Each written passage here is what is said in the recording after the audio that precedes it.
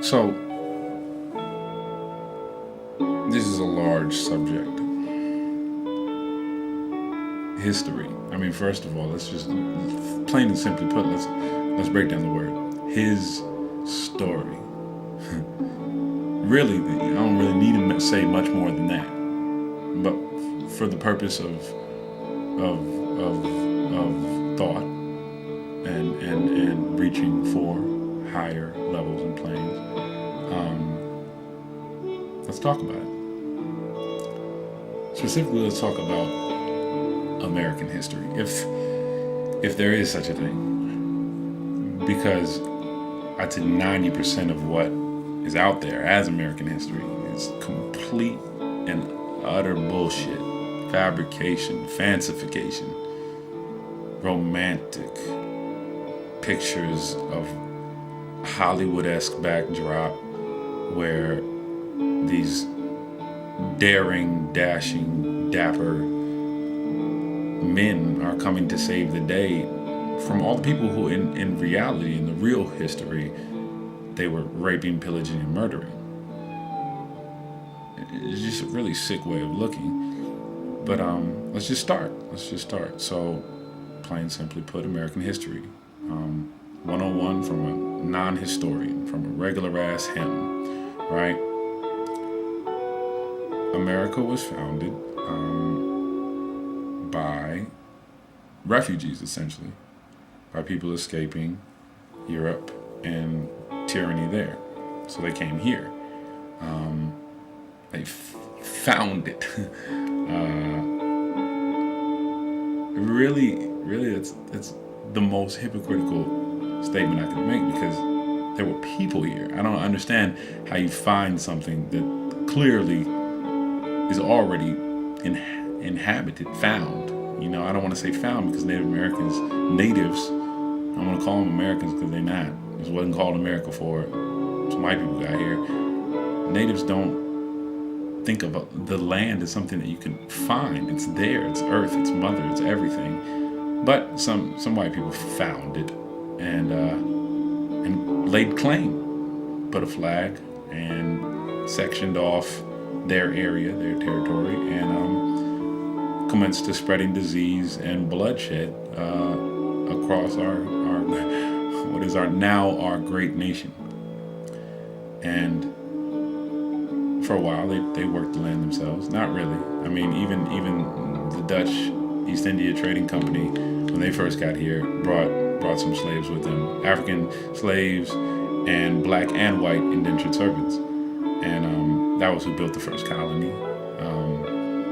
And yeah, it's from inception, it's been forced labor, or if not, very, very, very, very unfair labor. You know, and the people who are benefiting not doing the majority of the work.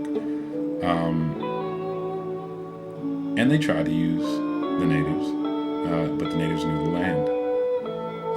They wouldn't have called it their land because they didn't have a conception of ownership of something like land, of something like mother. You don't own your mother, you are her. And they tried, but it was too easy for the natives. Not easy, but the natives knew how to get away. They knew how to hide. They knew how to go guerrilla and just, use the land. So then they realized that it would be more beneficial to look for others to use. And so they brought what is half of my origins, Africans. And they brought them here. They didn't invite them here. Let's be very clear about that. Africans, if you are African American, if you are of African descent, part of the African diaspora in America, and your family has been here since slavery, then you were not invited here. You're not an immigrant. You didn't choose to come.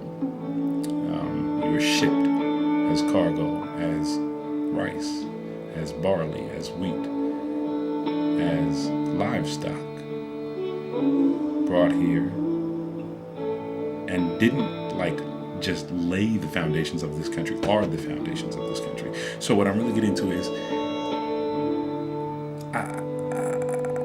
slavery is such an interesting concept. American chattel slavery, which means American slavery, what it was, but black enslavement, American enslavement of black people in this country. We talk about it as though it was, as if it's black history, as if it's solely the obligation of black people to look at slavery, when in reality it is the history of this country. You cannot separate slavery from the history of this country. It's not a black or white thing. It is an American thing. It's an American tradition, an American foundation. Everything is based on slavery here. And so in looking at that, it's just very interesting to me how most white Americans do not realize how much they've been wounded. We all know black folks have been wounded. Those of us who are willing to look at it know that black folks have been wounded, that there's massive degradation, depression, oppression, suppression in the black community, and lasting effects on the black psyche as a whole. But not many people look or point out that to be a slave master, or even to be a part of a culture that has one skin color ruling another skin color, what you have to do to your own psyche. If it was Harry Potter, you would have to Voldemort yourself, Horcrux yourself. What I mean is cut your soul into pieces. You have to section off what is and is not human. And in order to tell yourself that another human is not human, or that they are only this much of a human, 3/5 of a human, then you have to take giant pieces out of your own humanity in order to tell another human that you own them and that you have the right to do with them whatever you want to, with or without their will, most of the time without, that they literally don't have a will, that they shouldn't have a will, that they shouldn't really have a brain other than to be able to do menial labor.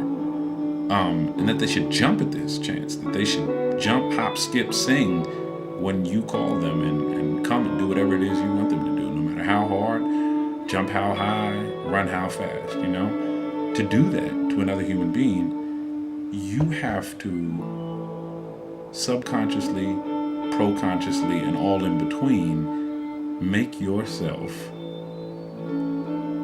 something other than human. A god, you could say, but deep down you know that there is nothing godlike about that. Not even the wrathful Christian God, although he has many similarities to a slave master. But truly, you have to make yourself something other than human, something completely inhuman. And if white Americans aren't willing to look at that, in other words, if white Americans aren't willing to look at real American history, which is slavery, then they will never be able to look at themselves. You can look at yourself in the mirror all you want, and you won't really be able to see yourself, because what you're seeing is not a clear picture. You have literally operated on your perception, reprogrammed your perception. And until we as a whole country can look at slavery, and that every other American system and way of life was birthed from slavery and still uses the same tactics and techniques, then we can't understand what it is to be American. We can't understand what it is to be human or be people. We will always look at ourselves as something not quite whole. And you know if you don't feel whole. You can lie to yourself that you don't. You can push it all the way down to the inner reaches that'll only make it do push-ups. You know if you're not whole. And if you're not willing to truly look at real his story, the real story, fuck his, then you're blind. Without a walking stick. Without any means of actually moving forward. So that's a little American history for the day.